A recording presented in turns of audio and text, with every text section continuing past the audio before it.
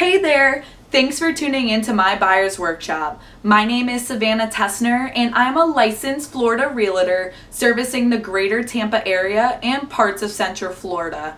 If you're looking to get in touch, schedule a consult at savannahtessner.com, linked up here. Be strong.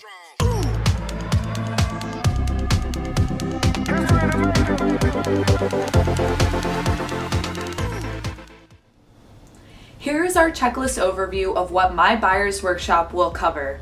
This video will be focused on negotiations. Now let's get started. It's important to understand that there are many ways to negotiate that do not include the purchase price.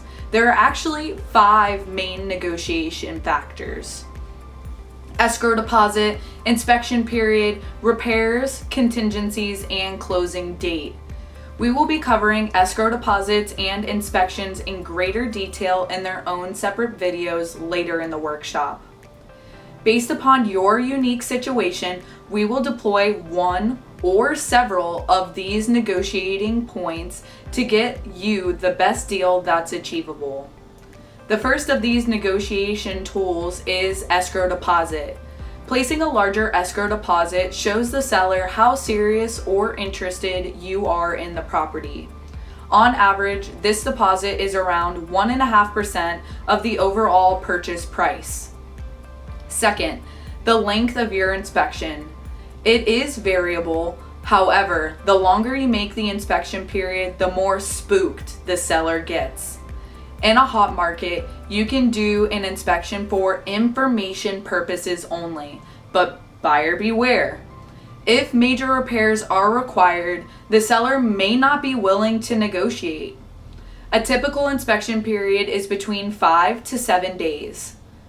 Following your inspection, you will receive a detailed report of the inspected property, highlighting any minor or major issues that were discovered. At this point, you may request a seller concession to fix any major repairs or credit you money back. The concession does not have to be accepted by the seller, but may be required in order for you to receive your loan.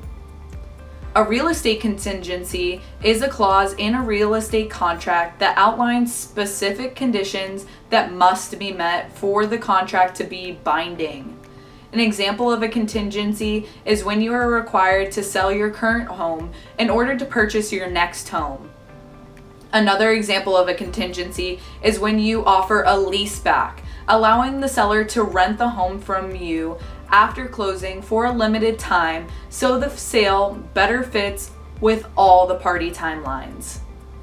Having a flexible close date time frame is a great negotiation tool because it allows flexibility for the seller to get all their ducks in a row and have a more seamless move.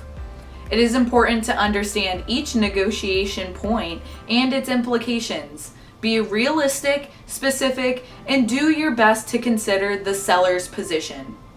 Multiple offers are still happening in hyper-local markets.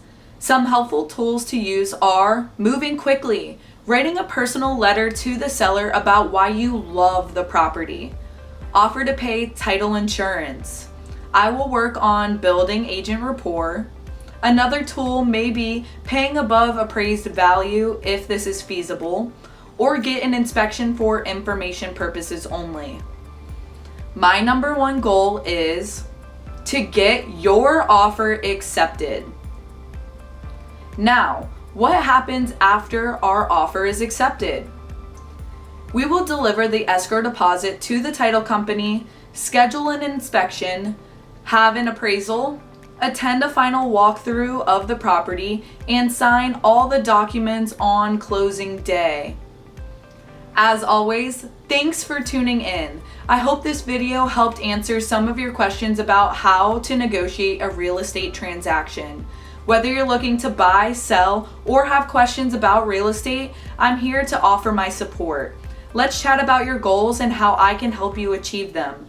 Simply click the link to schedule a consultation on my website, savannahtessner.com, and let's get started.